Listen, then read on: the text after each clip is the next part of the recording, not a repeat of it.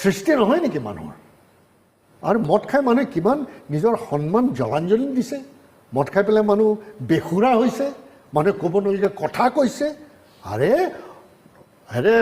বেটা তহঁতৰ প্ৰতিভা আছে গুড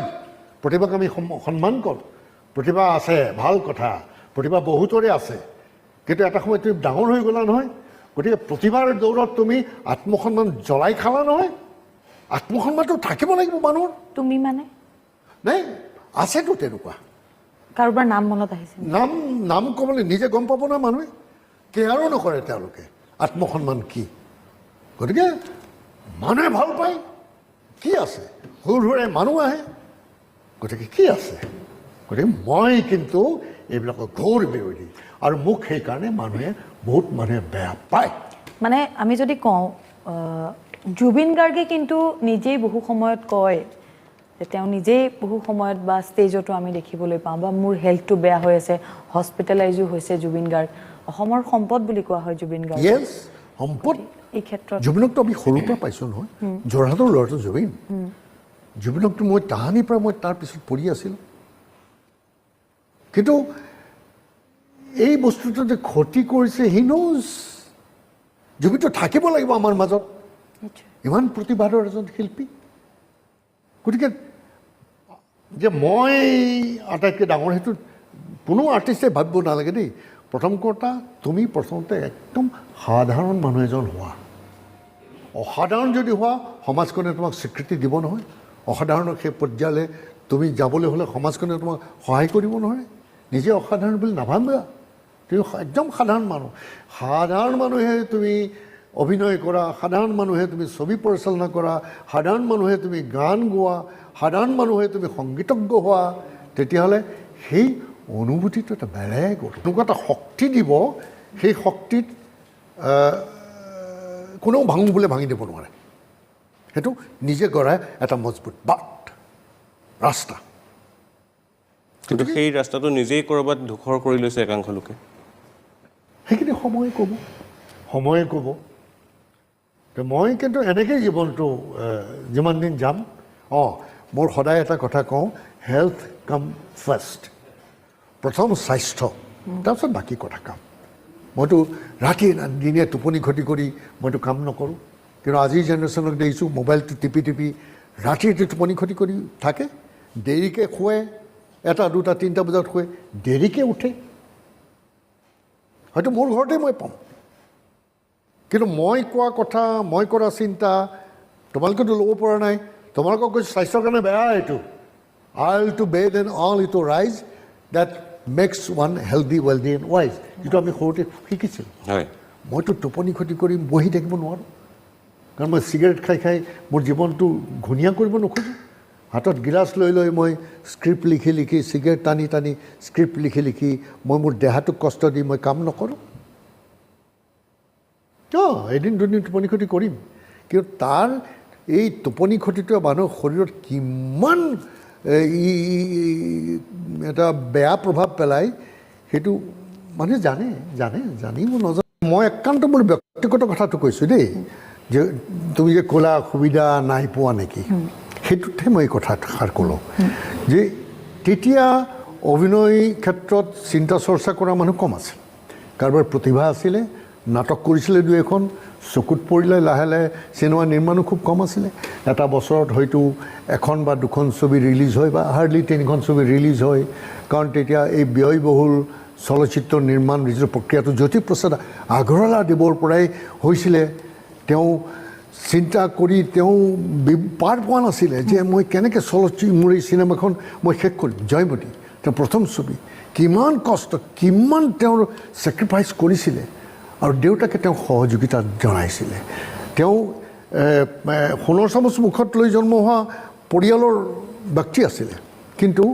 তেতিয়াও ষ্ট্ৰাগল তেওঁৰ এখন ছবি নিৰ্মাণ কৰিবলৈ যিখিনি পইচা দৰকাৰ সেইখিনি পোৱা নাছিলে গতিকে সেই ছবি নিৰ্মাণটো অসমত তেতিয়াও চালুকীয় অৱস্থাৰ পৰা আজিলৈকে এটা ব্যয়বহুল প্ৰক্ৰিয়া হৈ আছে যেহেতু আমি সদায় চিঞৰি থকা যে আমাৰ সীমিত প্ৰেক্ষাগৃহ এই যে কাগজত ওলাই বা আমাৰ নিউজ চেনেলত ওলাই এইখন ছবি অসমত 150টা চিনেমা হলত মুক্তি পাইছে আমি যেতিয়া 60টা চিনেমা হলত ছবি মুক্তি পাইছিল তেতিয়া কেৰালাত 3000 3500 চিনেমা হলত ছবি মুক্তি পাইছিল তেওঁলোকৰ ৰিজিনেল ছবি মই লং বেক মই সেই 60 দশকৰ 70 দশকৰ সেই সময়ৰ কথা 80 দশকত সেই সময়তো আমাৰ 160টা 70টা চিনেমা হলত আমাৰ চিনেমা হয় লাহে লাহে চিনেমা হলবিলাক মৰি আহিব ল'লে গতিকে খুব কম আমি সদায় সেই কথাটো কৈছোঁ এখন ছবিৰ যে বজাৰ দিবলৈ হ'লে আমাক মেক্সিমাম প্ৰেক্ষাগৃহ লাগিব চিনেমা হল লাগিব যিটো আজিলৈকে অসমত হৈ উঠা নাই কিন্তু তাৰ মাজতে একাংশ চিনেমাই সেই গুণগত মানটো ধৰি ৰাখিব পৰা নাই বুলি কথা ওলায় আপোনালোকৰ সেই সময়ত আপুনি আৰম্ভ কৰাৰ সময়ৰ কথা কওঁ প্ৰায় প্ৰত্যেকখন চিনেমাই এটা গুণ ধৰি ৰাখিছিলে কিন্তু আজিৰ তাৰিখত এনেকুৱা হৈছে পইচা আছে মই চিনেমা এখন বনাইনো গুণ আছে গুণ নাই কোনো চাবলগীয়া কোনো মানুহ নাই ক'বলগীয়া মানুহ নাই শুনিবলগীয়া কোনো মানুহ নাই ৰিলিজ দি দিলে হলত ফ্লপ কথা হ'ল কি অসমীয়া চিনেমা মানুহে চাবলৈ নাযায় তাৰমানে অসমীয়া আমাৰ অসমীয়া নহয় দেই আমাৰ অসমৰ বিভিন্ন জাতি জনজাতিৰে ভৰা এই ৰঙীন যিখন অসম তাত মানুহে কালাৰটো ভাল পায় যেনেকৈ আমি জাতি জনজাতিৰ এয়া মই এখন অৰ্ণাই লৈছোঁ এইটো বড়ো জনগোষ্ঠী মই প্ৰাঞ্জল শইকীয়াই বোধকৈ একমাত্ৰ বিভিন্ন জনজাতি এই কম্বাং আৰ্ণাই এই জাতি জনজাতি এইবিলাক মোৰ ডিঙিত থাকেই ৰাভা বড়ো তিৱা সকলো মই সময়ে পিন্ধি থাকোঁ গতিকে মানুহবিলাকে এই কালাৰফুল চিৰসেউজ অসম সেউজীয়া পৰিৱেশ সেইবিলাক বিচাৰে ৰিলিভিং চাই ভাল লাগে এখন চিনেমা পথাৰ সেই সেউজীয়া গছ বন হাবি জংঘল মিউজিক সুললিত লিৰিক্স মানুহে মুখে মুখে চলা গান সুৰীয়া সেই সুৰ এই কথাটো কওঁতে মোৰ হঠাৎ ৰমেনডালে মনত পৰি গ'ল মানুহজনটো নোহোৱা হৈ গ'ল আজিলৈকে গম পোৱা নাই ৰমেনদা ক'ত গ'ল ব্ৰহ্মপুত্ৰত ডুবি গ'ল নে ক'ৰবাত নাইকিয়া হৈ গ'ল এইটো মোৰ ডাঙৰ প্ৰশ্ন কিমান ছবিত সংগীত কৰিলে দীপেন বৰুৱাই মই তেওঁৰ গানত মই লিপ দিছিলোঁ কাক বুলিলোঁ কোনে নিজে মোৰ মানে কি সেই মানুহবিলাক নাইকিয়া হৈ গ'ল নিপ বৰুৱা নাইকিয়া হৈ গ'ল ৰমেনদা নাইকিয়া হৈ গ'ল মুনীন বৰা নাইকিয়া হৈ গ'ল শিৱপ্ৰসাদ ঠাকুৰ নাইকিয়া হৈ গ'ল বহুত মান নাইকিয়া হৈ গ'ল নলিন্দা নাইকিয়া হৈ গ'ল সৌসিদনা মাণিক বৰা মিউজিক সংগীত পৰিচালক বসন্ত বৰদলৈ মাণিক বৰুৱা যাৰ সুৰত মই বহু ছবিত লিপ দিছিলোঁ মই সোণমইনাত হাঁহি হাঁহি ঢাকি দিয়া জীৱনৰ যত বেদনা নাচি বাগি পাৰো আহা এয়া ভৰা যাতনা বা যদি কাৰোবাৰ চকু পানী কাৰোবাৰ হয় হাঁহি এই জীৱন মধু জীৱন মাণিক দা বসন্ত বৰদলৈ সুৰ শিৱ ঠাকুৰৰ সেই সোণমইনা গ'ল কিন্তু মাণিক দাও নোহোৱা হৈ গ'ল বসন্ত দাৰ তাৰাগুটি নোহোৱা হৈ গ'ল গোলাঘাটৰ মুনীন বৰা নোহোৱা হৈ গ'ল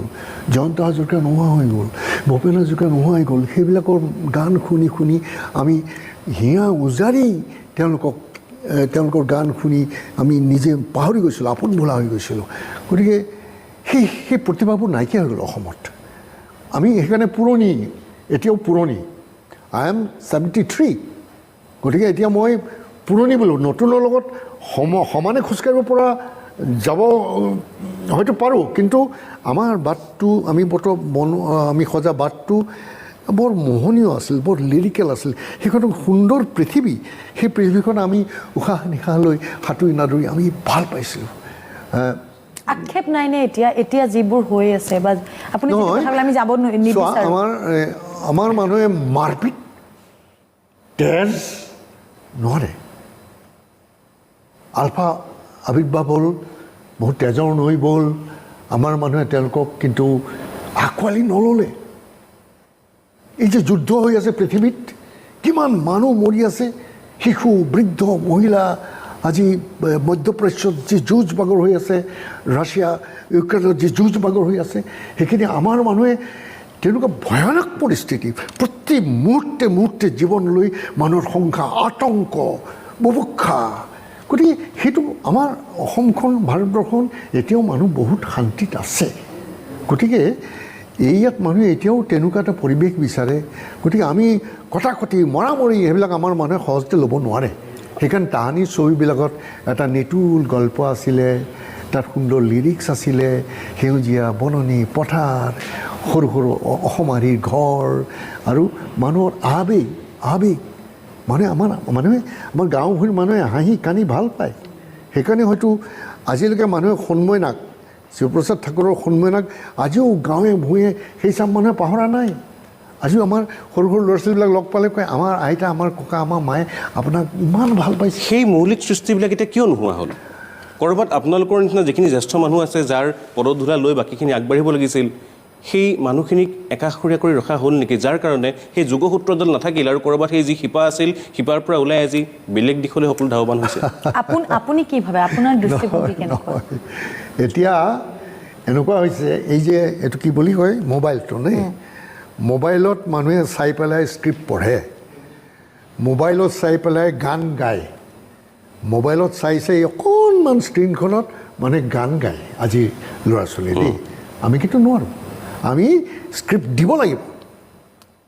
হাৰ্ড পেপাৰত এই ক'লা চিয়াহী নীলা চিয়াহী লিখা স্ক্ৰিপ্টখন আমাক দিব লাগিব মোবাইলত দিয়ে আজিকালি দিবলৈ বিচাৰে কিন্তু আমি কওঁ যে নাই মোক কিন্তু স্ক্ৰিপ্ট লাগিব দেই কাৰণ আমি সেই নাটক স্ক্ৰিপ্টত পঢ়োঁ লিখা প্ৰিণ্টেড বা লিখা আখৰত পঢ়োঁ গতিকে একেলগে বহি পেলাই আমি স্ক্ৰিপ্ট ৰিডিং শুনো আজিকালি সময় নাই একেলগে বহি স্ক্ৰিপ্ট ৰিডিং কৰাৰ সময় নাই এতিয়াতো এনেকুৱা হয় বহুত আৰ্টিষ্টে লগেই নাপায় লগেই নাপায় আমি এটা পৰিয়াল হৈ এখন চিনেমাৰ যেতিয়া দৃশ্যগ্ৰহণ হয় শ্বুটিং হয় আমি গুচি যাওঁ তাত আমি তাত থাকোঁ